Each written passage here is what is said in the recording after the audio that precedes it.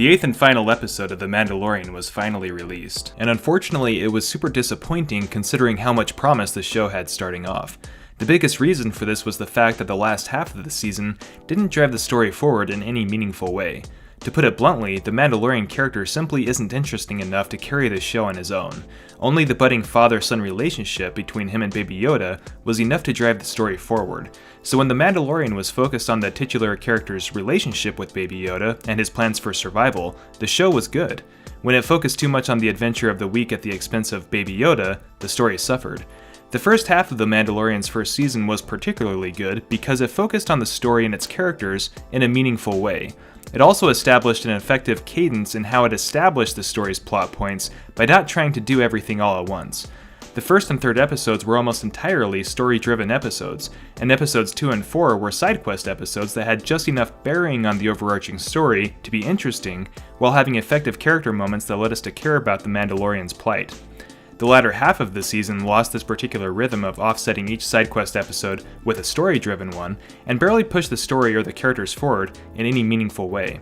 Episode 5 introduced overtly annoying and badly written characters, and Episode 6 was even worse. Episode 6 was content to have characters lazily walking around without any urgency driving them forward. On top of that, characters that should have been competent were simply lazy caricatures that had no purpose in the overall story and didn't provide any meaningful growth for the Mandalorian himself. Simply put, these episodes had nothing to do with anything important. Because the middle section of the first season did next to nothing to explore the story or develop its characters, the season began to sag. It could have almost been salvaged had the last 2 episodes gone above and beyond, but unfortunately they were merely mediocre. There's going to be some spoilers ahead for those of you who have not yet finished The Mandalorian, but for some reason, the showrunners decided to kill off the 2 most interesting characters in the show, namely Nick Nolte's fan favorite Cool and Werner Herzog's villainous Client. I have to admit that one of the main reasons I decided to give The Mandalorian a shot in the first place was purely because of Werner Herzog's part in it. Ever since I saw the first Jack Reacher, I've been a huge fan of Herzog, especially in villainous roles, and his contribution to The Mandalorian was excellent in every regard. To put it in perspective, the final episode should have been chock full of character revelations and story-driven plot points, but what did we get instead? The first part of the last episode focused on 2 speeder-riding stormtroopers that spent their screen time making stormtrooper jokes, of all things. While their scene was hilarious and it deserves a video series of its own in its own right, it was wholly out of place in the Mandalorian universe, and it merely used up valuable time that should have been spent on fleshing out the story. While there were some good moments in the final 2 episodes, not a lot happened in terms of the plot, which was a huge letdown. A new baddie showed up who subsequently offed Herzog's character, and he had a fun fight scene with a TIE fighter at the end, but we didn't learn anything interesting about him. And worse, we didn't learn anything memorable about the Mandalorian or Baby Yoda with the introduction of this new character.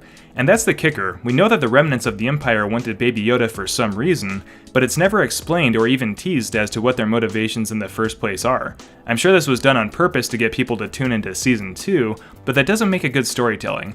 In fact, it's pretty much a letdown and comes across as lazy writing to bring up story questions without answering any of them. I went from thinking that The Mandalorian might be one of the best TV shows around to merely shrugging it off in the end. Sure, I'll watch Season 2 when it comes out, but any sense of excitement for the show is gone for me. It will merely be a show that I'll watch instead of something that I actively look forward to. While The Mandalorian has been the year's most popular TV show, I've been far more impressed with the likes of the second season of Lost in Space. Not only does Lost in Space have terrific production value that rivals its silver screen counterparts, but the writing is tight and the characters all get a chance to shine and develop into better versions of themselves. If only The Mandalorian would have been able to maintain such consistency. Having said that, it goes without saying that The Mandalorian is far more entertaining than the Star Wars movies that we've gotten recently. But what are your thoughts? Did you like The Mandalorian? Did it not live up to your expectations?